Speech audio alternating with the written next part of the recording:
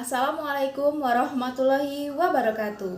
Salam sejahtera, Om Swastiastu, Namo Buddhaya, salam kebajikan, Rahayu, Rahayu. Halo teman-teman semuanya dimanapun kalian berada.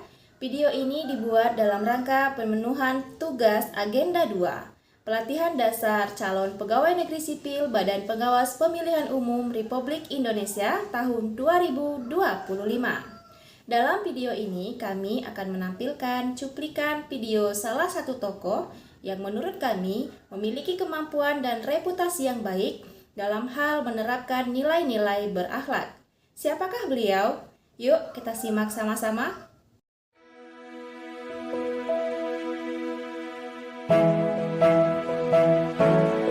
Sosok perempuan yang inspiratif itu adalah yang pasti perempuan yang berkarya, yang bisa berguna untuk sekitarnya dan mandiri. Selamat untuk Ibu Nur karena telah meraih honoris causa dari ITB luar biasa. Ibu sudah meraih kebanggaan bagi kami sebagai perempuan Indonesia khususnya. Semoga apa yang Ibu lakukan mampu memberikan inspirasi kepada kita semua. Sebagai Menteri Pemberdayaan Perempuan dan Perlindungan Anak Republik Indonesia, sangat sukacita, luar biasa sekali bisa hadir pada acara ini. Saya bangga sebagai Menteri. Saya udah mau berpesan kepada Ibu Nur harus bisa kembang terus berjuang berinovasi agar bisa membangun bangsa dan negara ini.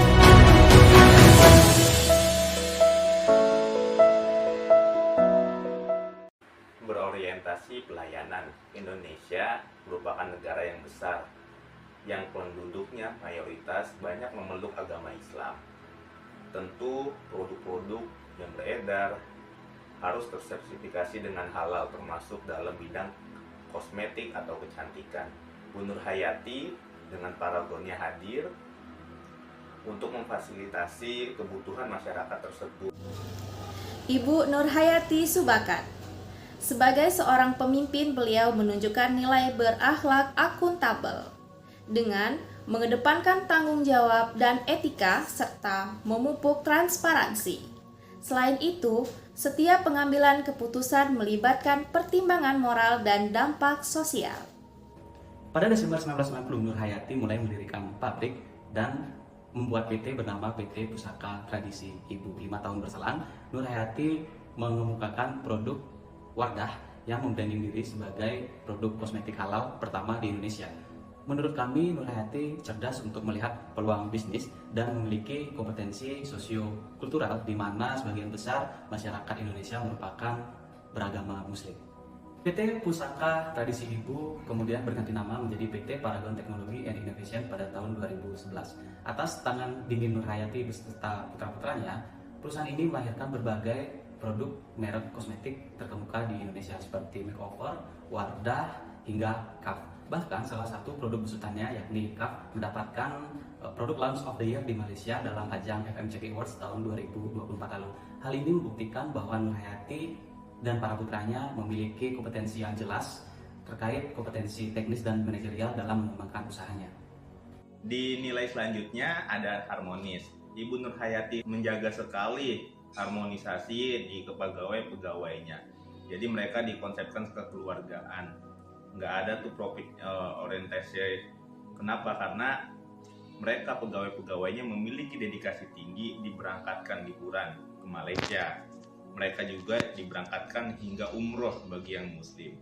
Itu semua dijaga agar mereka semangat terus dalam bekerja dan tidak ada lagi mereka bekerja dengan malas-malasan. Nilai berikutnya yaitu loyal. Dalam hal ini, Ibu Nur Hayati Subakat sangat memegang teguh ideologi Pancasila. Hal ini bisa kita lihat dari prinsip ketuhanan yang beliau pegang teguh saat memimpin PT Paragon Technology and Innovation.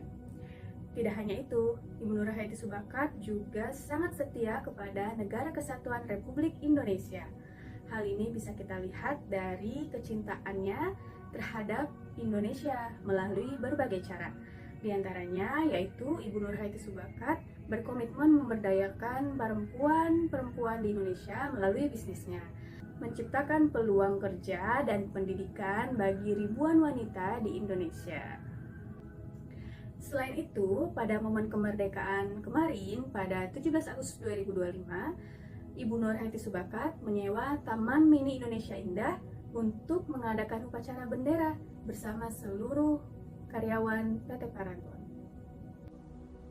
Ketika banyak perusahaan berhenti berinovasi, Ibu Nur Hayati Subakat, pendiri Paragon, memilih untuk terus beradaptasi dengan perubahan zaman.